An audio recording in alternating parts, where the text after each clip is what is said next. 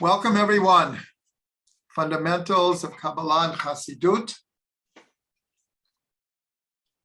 And we are continuing with our series of exploring music and song. This is our second class. The first class, just as a review, and if people missed the first class, we simply did an overview of many of the places where the idea of music and song appear in the Torah, the Tanakh, all 24 books of the Tanakh, Jewish tradition, Jewish prayer. It was an overview. And today we are going to delve into the incredible connection between music, Torah, and creation. This is a very fascinating subject. But before we start that, I realized that there were three very, very important sources in the Tanakh that we did not include last week. And I wanted to make sure to get them in. The three places we're talking about, the first place is,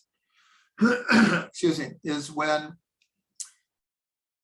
God comes to the prophet Samuel, and says that he has chosen the first king of Israel. The people asked for a king, and Shaul was chosen from the tribe of Benjamin.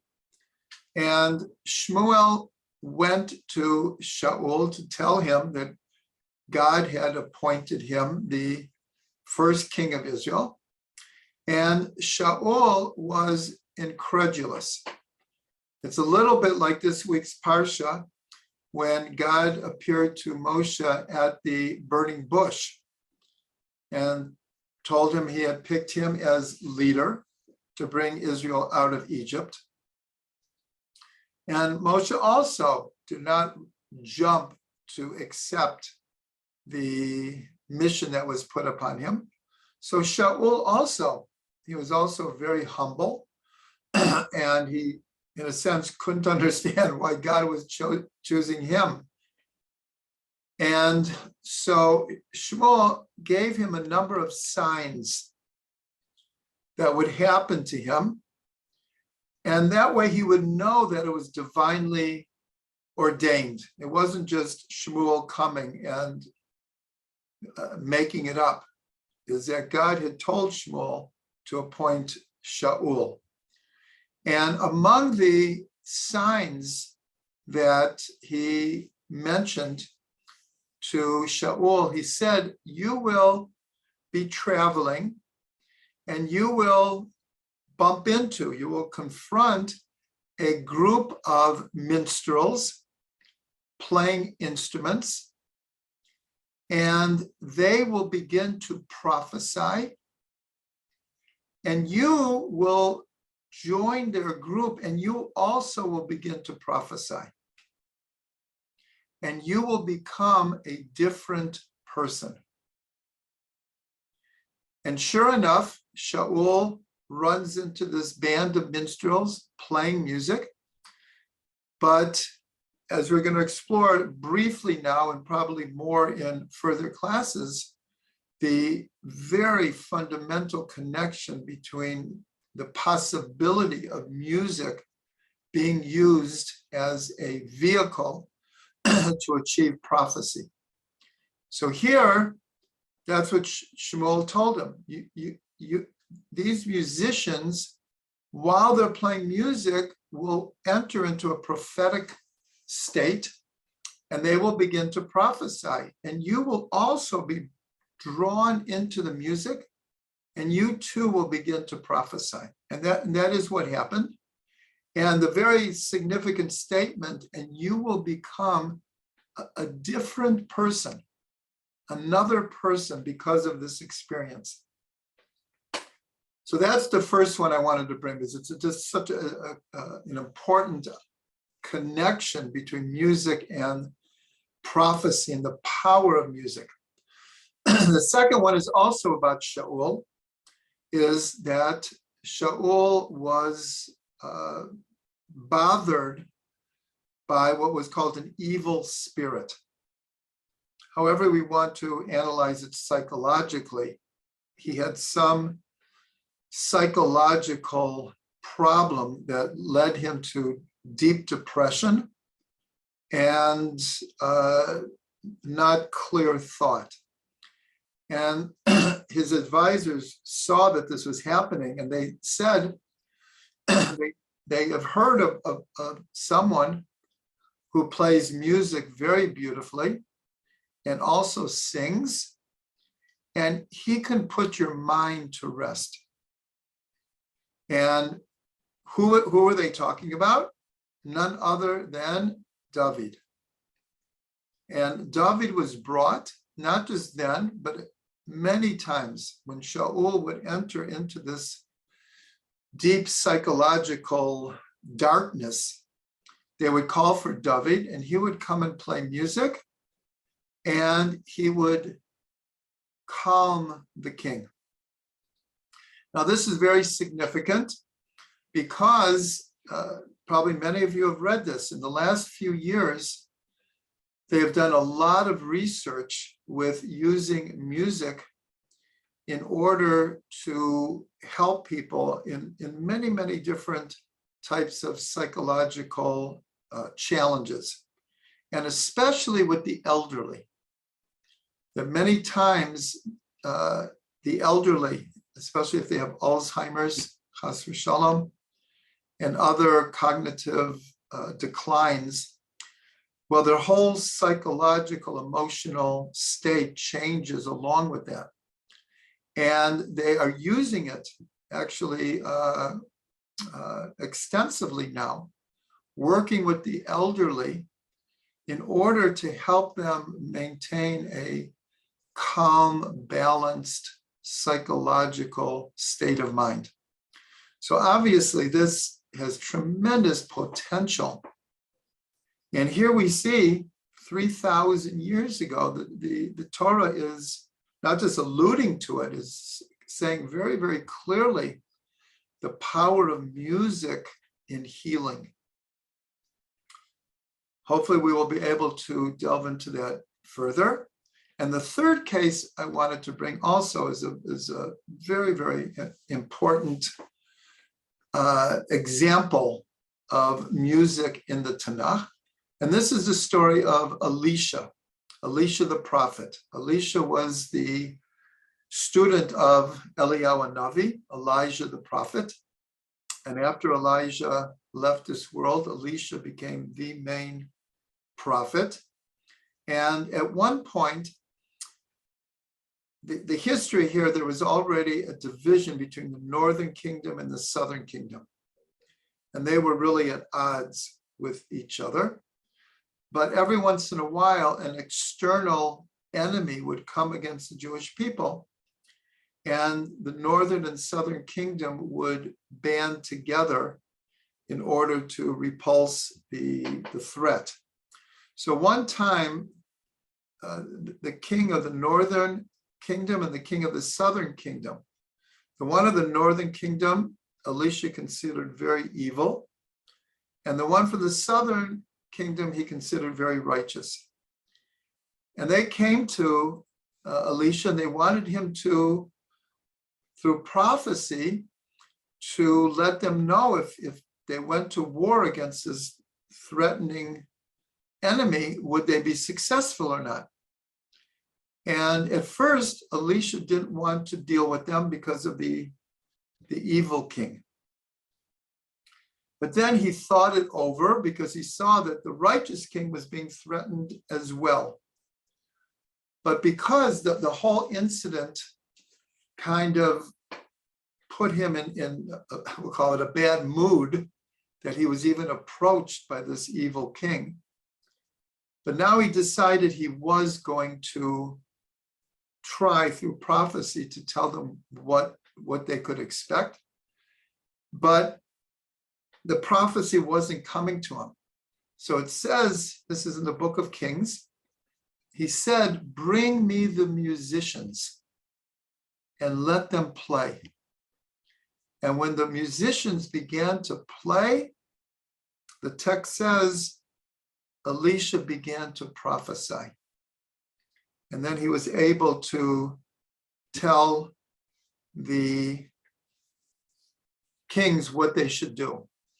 I see that Ephraim just posted the exact quote from the Tanakh, the book of Kings. So again, this is also a classic example of the power of music to bring on a state of prophecy.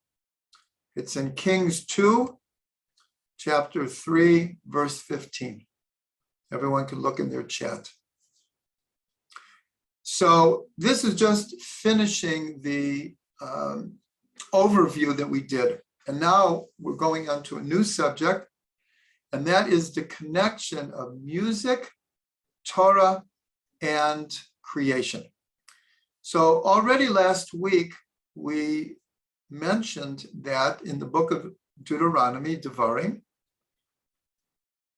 there's one of the archetypal songs that we reviewed last week, which is Ha'azinu. And in the Parsha of Vayelech, God comes to Moshe and says, I'm going to teach you this song, and you teach this song to the people as a witness to the prophetic nature of what the song is revealing. And it says, and Moshe taught them the song, the whole Parsha Ha'azinu. This is one of the 10 archetypal songs.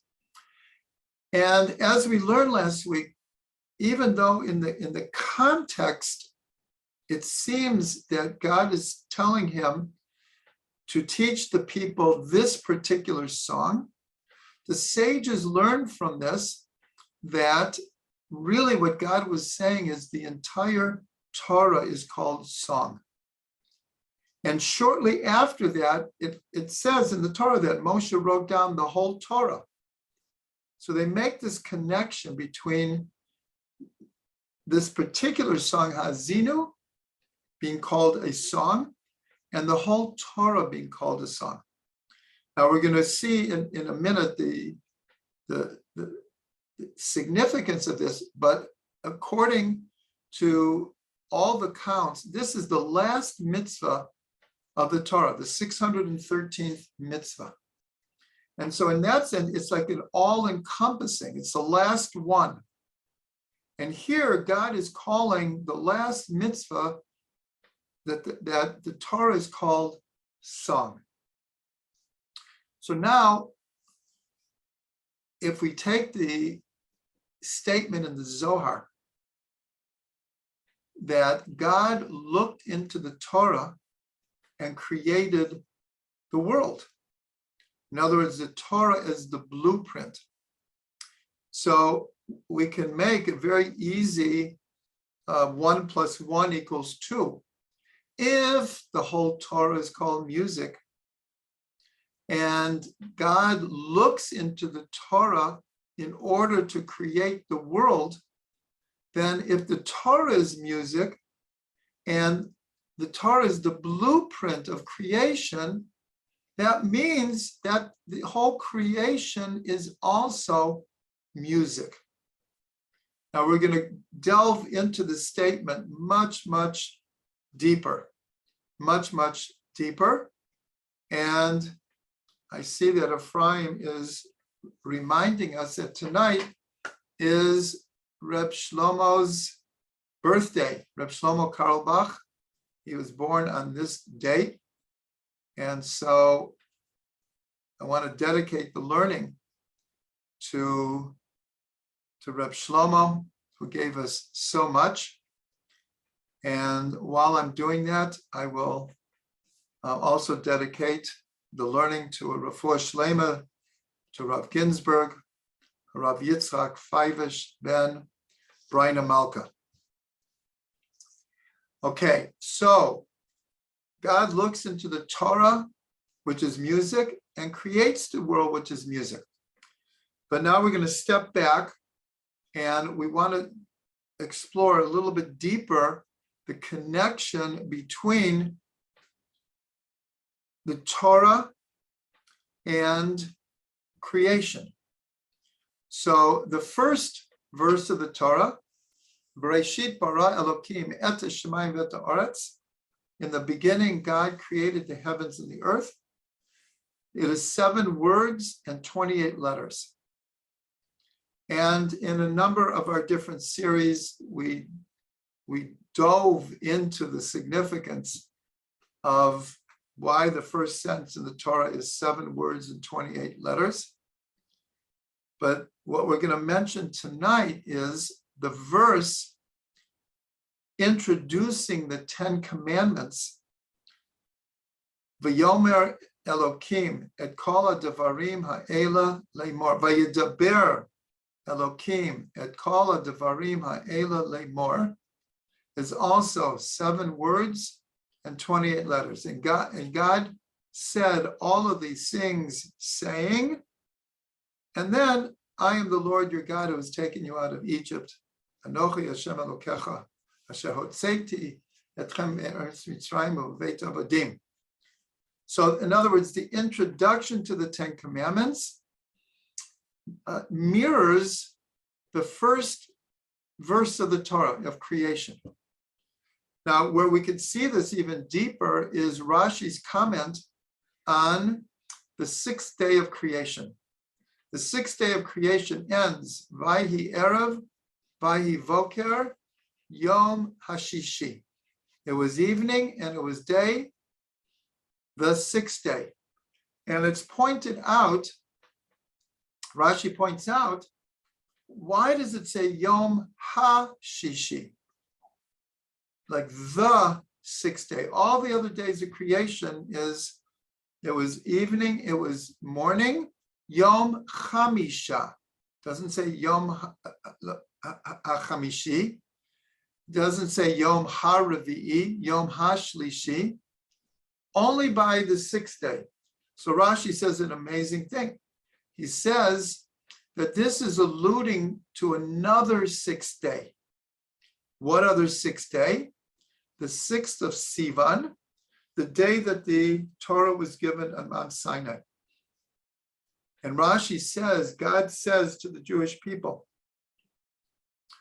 on the 6th of Sivan, if you receive the Torah today, good. And if not, I will return the world to tohu v'vohu. In other words, I will nullify creation. The purpose of creation is that we receive the Torah. That was the purpose of all of creation. So here we see an incredible connection between creation and the Torah. But we see even deeper because we're taught in Pirkei Avot, the Ethics of the Fathers, the 5th chapter, the first Mishnah, that God created the world through 10 expressions. What are these expressions? The first one, and all the others follow. And God said, let there be X, and there was X. The first one is, V'yomer Elokim yehi or, v'yehi or. And God said, let there be light, and there was light. So here, Pirkei Avot, which is not a particularly mystical text, it's a book of morals and ethics, but it points out that God created the world through 10 expressions of speech. So we're told that the 10 Commandments is a further development. In a sense, it's a more mature evolution of those 10 expressions with which the world is created, because that was the purpose. Now we can put in the middle something that we learned last week, the idea of there being 10 archetypal songs sung through creation. And in a deep way, it's the music of the Torah that's connecting creation and Torah. Torah being symbolized by the 10 Commandments, creation being symbolized by the 10 expressions to which the world is created, and the music, as we're going to see, is the means, is the vehicle through which the world is created. Now, how can we see this? Every morning we say, Baruch she'amar v'haya olam. Blessed is the one who spoke and the world came into being. We say this every morning in Shachrit. So the question is this like a nice poetic statement, a like flowery image? But we see no. The sages are telling us almost factually that God created the world through speech. What is the speech? The 22 Hebrew letters. This we learned in depth with the Sefer Yetzirah, which begins with 32 wondrous pathways of wisdom. God created the world. And the 32 wondrous pathways are the 22 Hebrew letters and the 10 Sfirot. So now we're adding another 10 to our set here, because they all go together. The 10 expressions through which the world is created is almost synonymous with God creating the world through the 10 Sfirot. The purpose of creation is expressed in the 10 commandments. And as we'll see in just 1 minute, how music is the vehicle. So how do we see music as the vehicle? So in previous classes, we discussed the different permutations of the word Bereshit. And we had many, many different permutations. And we said in a deep way, by doing these permutations of these 6 letters, it's telling us the who, when, where, how, and why of creation. And if you remember, the entire book called Tikkunei Zohar is based on the permutations of this one word of Bereshit. So one of the permutations, it's not actually mentioned in Sefer Yetzirah, but one of the permutations of Bereshit is Shirat Av, the song of the Father. And the word Av is Aleph Bet. So a different way we can read it is Shirat Aleph Bet, the song of the Father, the song of the Hebrew letters, the Hebrew alphabet, the Aleph Bet. What it does say in Sefer Yetzirah is that the 6 letters of Bereshit is permuted as Shir Ta'ev, Tav Aleph Bet, a desirous song.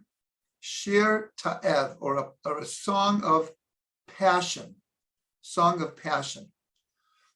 So this alludes to the statement in Bereshit Rabbah as to what's considered the most enigmatic and mysterious reasons why God created the world, where it says, "Vayita ve'akadosh baruch hu liyot lo dira b'tachtonim," that God had a passion to have for himself a dwelling in the lower worlds. But this word hita ve, passion, is the same as ta'ev. Shir ta'ev, the passionate song of God, is that there should be a creation that God can then dwell in that creation. So now if we go back to the statement that we say every day in our davening, Baruch she'amar v'haya olam, blessed is the one who spoke and the world came into being. Now, if you take everything that we said up to now, and we just make one more very easy leap, we could say it's not so much that God spoke the world into being, but God sang the world into being. So this is a very, very profound statement. But in a few minutes, we're going to see how scientifically sound and realistic that statement is.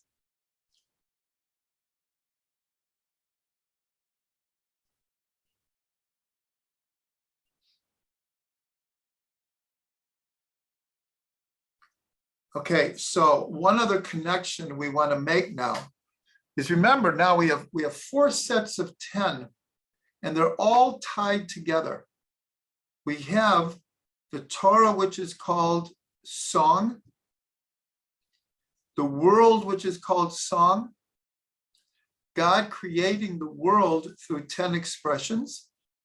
These 10 expressions are, in a sense, channeled into the world through the 10 sfirot. These 10 sfirot become the vehicle for the revelation of the 10 commandments. And the 10 that's really tying them all together are the 10 archetypal songs sung through creation, which we saw was from Adam through Mashiach. These 10 songs, 9 have been sung already, beginning with Adam, and the 10th is waiting for Mashiach. So in the Tikkunei Zohar, it's mentioned a number of times, and this is then spoken about very much in Kabbalah and Chassidut, what's called a singular song, a double song, a triple song, and a quadruple song. So what does that mean? What is it talking about? So that is, in a sense, code language for understanding the 10 sfirot. So here, I'm going to show you, this is a diagram of how to envision these 4 songs: the singular song, the double song, the triple song, and the quadruple song. But how does this relate to the sfirot? So this is how it's explained, that the singular song is Keter, the highest of the sfirot. The double song is Chachma and Bina, and we're told in Kabbalah that Chachma and Bina are called 2 beloveds who never separate. So they're called the double song. The triple song is called Chesed, Gevura, and Tiferet. These 3 always go together. The 2 opposites of Chesed and Gevura, and the harmonizing energy of Tiferet. This is called the triple song. And the quadruple song are Netzach, Hod, Yesod, and Malchut. So here you have, in code language, where the sfirot themselves are called song. That's the significance here. Is not only is the Torah called song, not only is creation called song, but the sfirot themselves are related to song.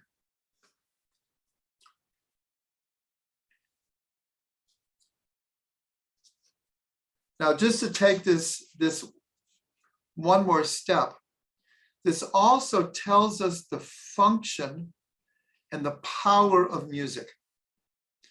Keter, we always refer to as the superconscious.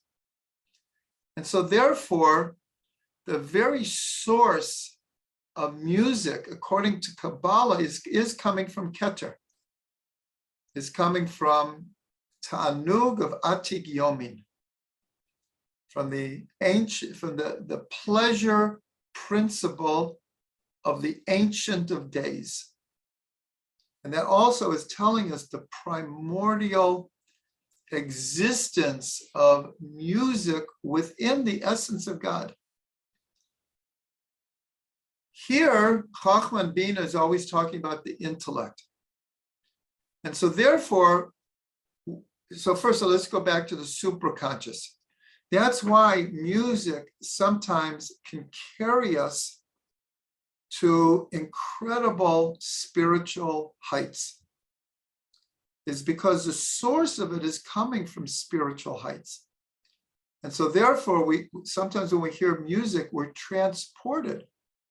We transcend with the music. Remember that word transcend, because I'm going to use it in a few minutes. On the level of intellect, you can imagine like listening to a symphony where, and let's say you know music and you are just captivated by the musical genius of this composition and how all of the instruments are playing and the harmonies and the counter harmonies. And in a sense, it's happening in the head. And the music is sparking our intellect. We're following every note and we're like putting it together. I just want to mention that we'll hopefully get into this more. There's a very deep connection between music and mathematics. And mathematics is always connected to Chachma. And then we have Chesed, Gevur, and Tiferet. These are the main emotions of the heart. And again, we know how music can stir the heart, can awaken the heart. Sometimes we're feeling very down, how music can touch that place and help heal us. And sometimes we're feeling very up, and the music can express our joy and our thanksgiving and our praise. And then Netzach, Hod, Yesod, and Malchut, these are called the more behavioral, instinctive levels of the soul. And this is where the music gets into our bones, as it were, and we're tapping on the table, we're clapping, we're dancing, our body is moving because the music has pervaded our whole being into our actual behavior, our instincts. So this is just a beautiful understanding of the connection of music and the Sefirot. And here again, we're just tying together creation, Torah, music, Sefirot, and expressions of creation and the Ten Commandments. We're seeing they're all starting to meld together. So now we want to look at a little bit more, what is music? What is music on a practical level? So we're going to approach this from two levels. The first one is, even in a symphony, sometimes there's what are called movements. The first movement of the symphony, the second movement, the third movement, as the composition moves through an evolution. So music is movement. Music moves. It moves us, but it's all about movement. So there's a great secret in one of the expressions that we've discussed many times called ratso v'shov, running and returning. This idea of the dynamic of the universe, where our breath is an expression of running and returning. Our heartbeat is running and returning. The tides are running and returning. The seasons are going and coming. Everything, electricity, AC, DC, everything is working in in motion. And so the expression Ratso V'Shov equals 611 equals Torah. Now this is such a classic gematria. The Torah equals Ratso V'Shov, running and returning. And this is expressed in the word that was chosen for Jewish law. The word in Hebrew for Jewish law is halacha, from the word holech, going. So this is very, very significant, that because Torah is moving. Unfortunately, many people think of Torah as frozen in the past, old-fashioned, stuck in its ways, black and white, unmovable, frozen in time. But we know it's quite the opposite. Halacha is always moving. Jewish law is always moving and developing and growing. And so this is connected to the essence of music. So now I'm going to tell a story. As most Hasidic stories, there are usually a number of versions. This is how I heard the story. The story is of the Alter Rebbe. The Alter Rebbe was sent by the Maggid of Mezrich to spread Chassidut. And so the Alter Rebbe returned to Latvia, and Latvia was really not a stronghold of Chassidut. In fact, there was tremendous Lithuania was a lot of opposition to Chassidut. Nonetheless, the Alter Rebbe went there, and he came to a certain town, and the Alter Rebbe was quite famous by then, but it's not like today where you have mass communication and everyone can know everything. So here they heard that this figure, the Alter Rebbe, was coming to them, and that he was spreading Chassidut, and they wanted to test him, like, okay, he knows Chassidut, but does he know any Torah? So they all delved into their hardest questions they had in the Gemara, ones that they really didn't know the answers to. And they decided they were going to, in a sense, test him. So the Alter Rebbe comes, and before they start asking him questions, they say to him, maybe you'll learn a Mishnah with us. So the Alter Rebbe chose a Mishnah from the tractate of Shabbat, which says, Kol Bali Sher, Yotzin B'Sher V'Nichnasim B'Sher. What's the translation? It's part of a Mishnah about carrying on Shabbos. If you don't have an Eruv, then you're not allowed to carry from a public domain to a private domain, and the opposite. If you have an Eruv, which unites an area together, you're allowed to carry. But if you don't have an Eruv, you can't carry. So there's a whole discussion about what are the laws of what you can and can't carry. So one of them is what I just said in Hebrew, I'll translate now, is all owners of cattle can lead the cattle out with a collar and bring them in with a collar. It's the 5th chapter, the first Mishnah of Tractate Shabbat. And so the interesting thing is a ox in Hebrew is called a shor, and the collar is called a sher. So the Mishnah says all owners of oxen can lead them with the collar in and bring them back on Shabbat. So the Alter Rebbe translated it like this. And because if you can hear shor and shir, the word for song is shir. Well, it's very close to ox and collar. So he translated it, all masters of song transcend in song and are drawn in song. And when the people heard this, they burst out laughing.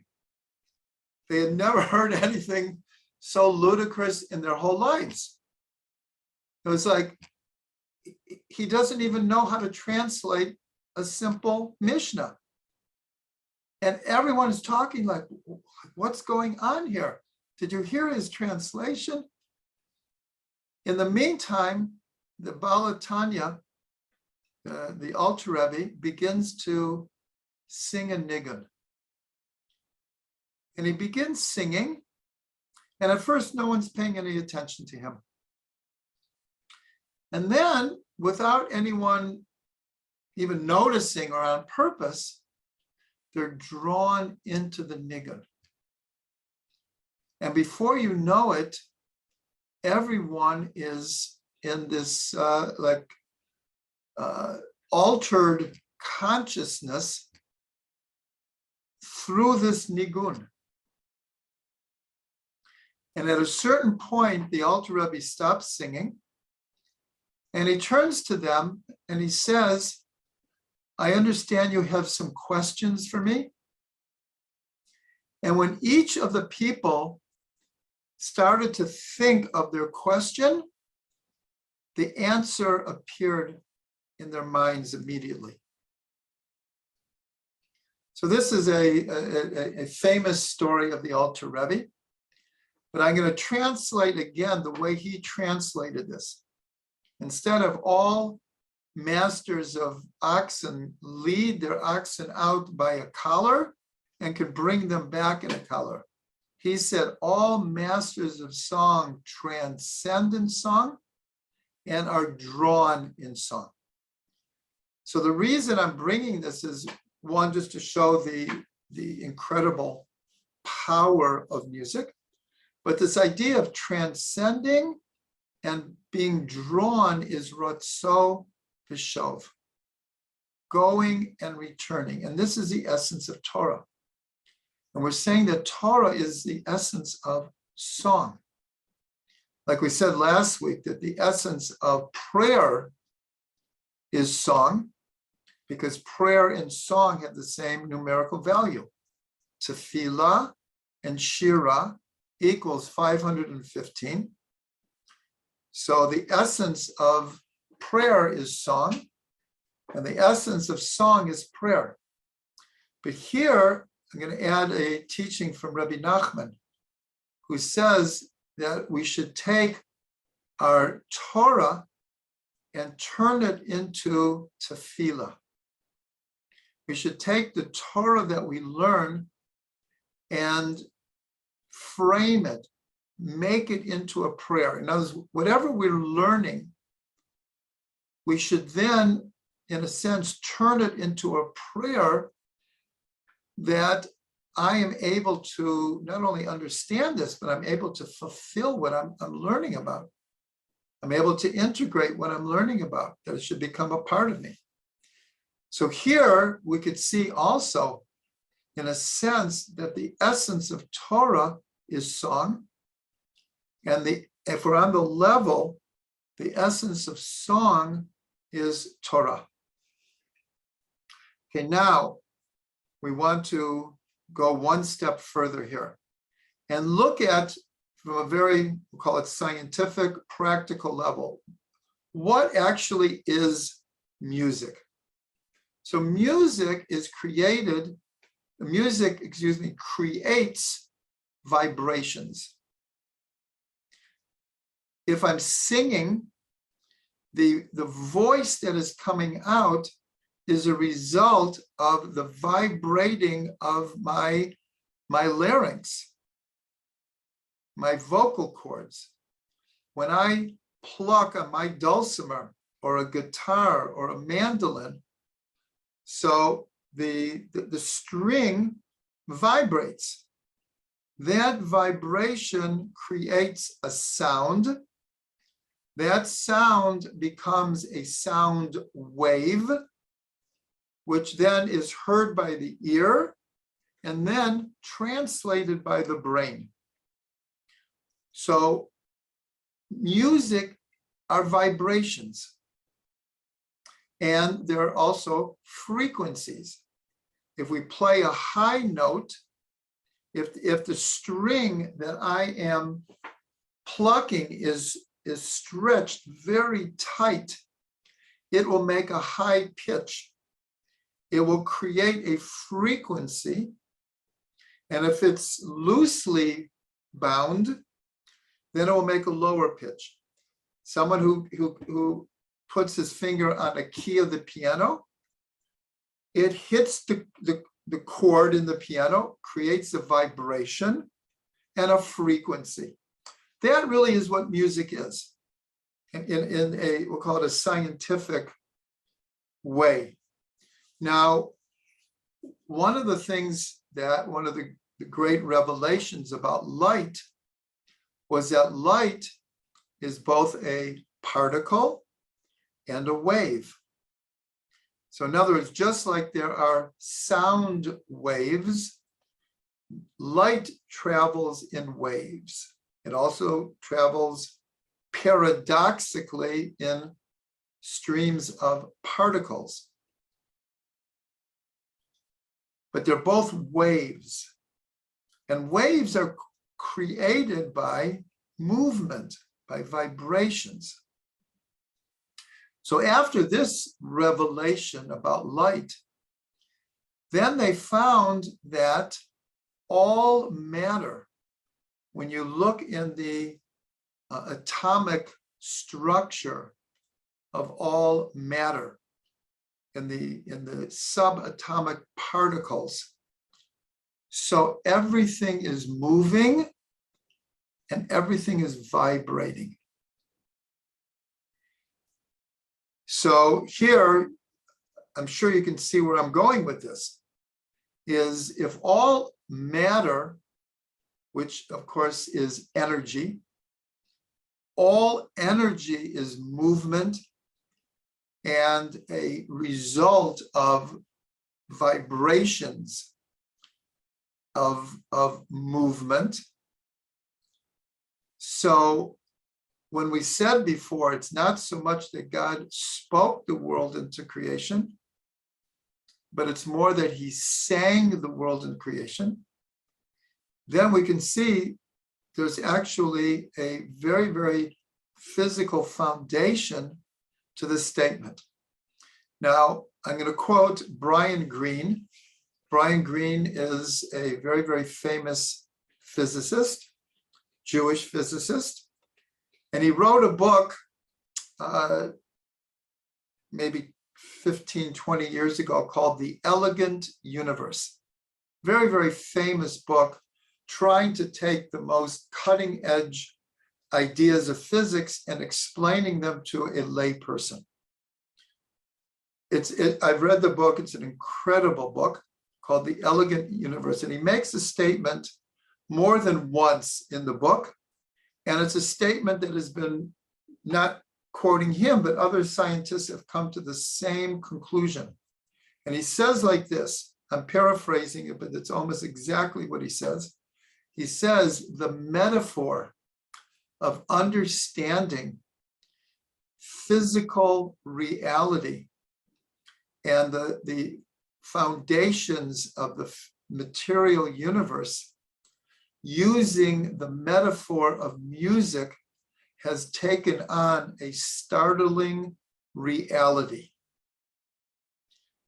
Meaning, when we use the metaphor in the ancient times, there was an expression called the music of the spheres, meaning that the movements of the stars and the planets and the heavens, they used the metaphor, the symphony of the spheres, the music of the spheres.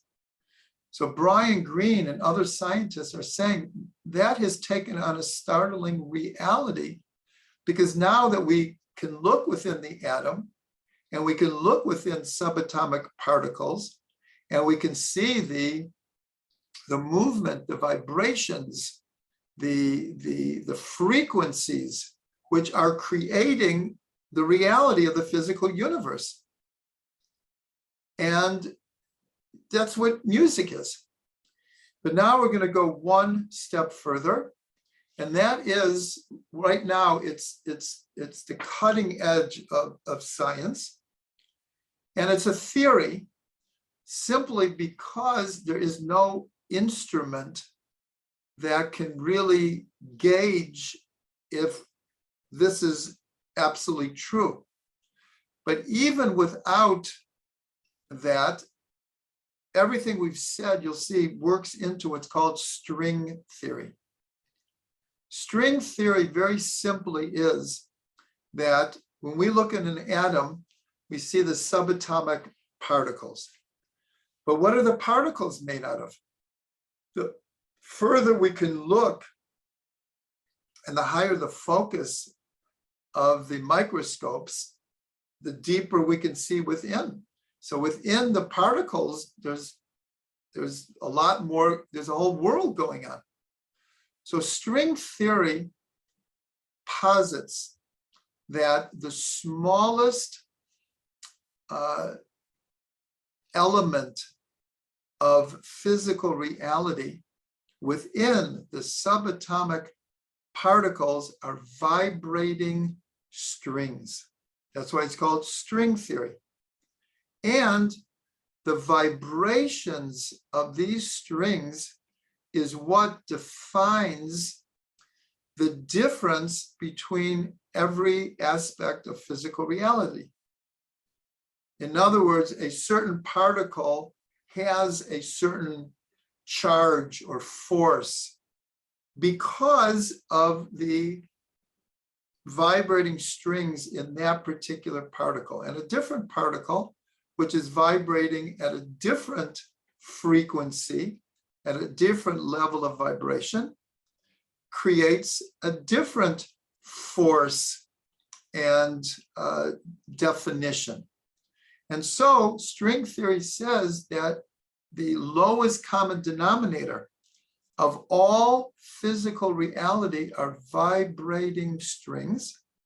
And these scientists describe these vibrating strings as creating music, and the music creates the electrons and the neutrons and the protons and the quarks and the bosons and et cetera, and all of that creates you and me and everything else in reality. That is what's called string theory. Now, it's still a theory because these strings are so infinitely small, there's no way there's no instrument that could actually see them yet. But mathematically, they've worked out that it makes sense. But the only way it makes sense is if the world actually has more than 4 dimensions. And therefore, there are many ideas in string theory. So how many dimensions are there? And the most important ones, at least in the beginning, was 10, of course, which is connected to all of our tens. And now what's called a unifying 11th one, which is very, very interesting because, of course, we have what we'll call the invisible sphere called dot. That when we count Keter, we don't count dot. When we count dot, we don't count Keter. And so to put this all together, this is just a startling idea. And so what we've tried to accomplish tonight is trying to make a string of connections here. And they're all, in a sense, manifestations of one of the other, developments of one of the other. We have the 10 expressions of creation. We have the 10 sfirot. We have the 10 archetypal songs. We have the 10 commandments. We have the Torah, which is called music. We now have creation, which is called music. And we have science, which is telling us that the use of the metaphor of music to describe our simple physical material reality has taken on a startling reality. So all of this together, there's a lot to think about, but these are very, very profound ideas. And I just want to end with a quote that I heard in the name of Albert Einstein. I didn't have a time to, to check it out. But the quote was that he said that he came to the theory of relativity through intuition. And this is known, many statements by Einstein, is that he had a certain inner sense of how the universe works. And that drove him towards his equations. And the famous one is, as a child, he said this many times, he used to imagine what would it be like to travel on a beam of light. He used to dream of this. This was like an idea that captured his mind, and it led to all of his discoveries. What would it be like to travel on a beam of light? But apparently, he said he came to the theory of relativity through intuition, and that intuition, the driving force, was music. That in his mind, he saw a deep connection between the power of music, the way that music moves us, the actual reality of music, as we've talked about, from a physical point of view. And that powered his intuition, his imagination, to come to the theory of relativity. So I want to mention one other thing, is that, first of all, we know that in the word Yisrael, if you permute the letters of Yisrael, it's Shir Kel, the song of God. Israel is the manifestation of the song of God. As we saw, the first word in the Torah, Bereshit, has the word shir, has the word song. Shir ta'ev, a passionate song. And as we mentioned in the beginning, that the last mitzvah of the Torah is this idea of writing the whole Torah, which is called song. So the Torah begins with song in Bereshit, and it ends with song, with the last mitzvah. So this is what's called na'ut sofan b'techilatan b'techilatan b'sofan, that the end is wedged in the beginning and the beginning in the end. So I just want to end with a blessing that we all can take these ideas and contemplate them and consider them and integrate them and be able to see music everywhere. That it's within us, it's around us, it's coming from Hashem, from God, and it's coming from the Torah itself. So we should all be blessed to tune in to this music.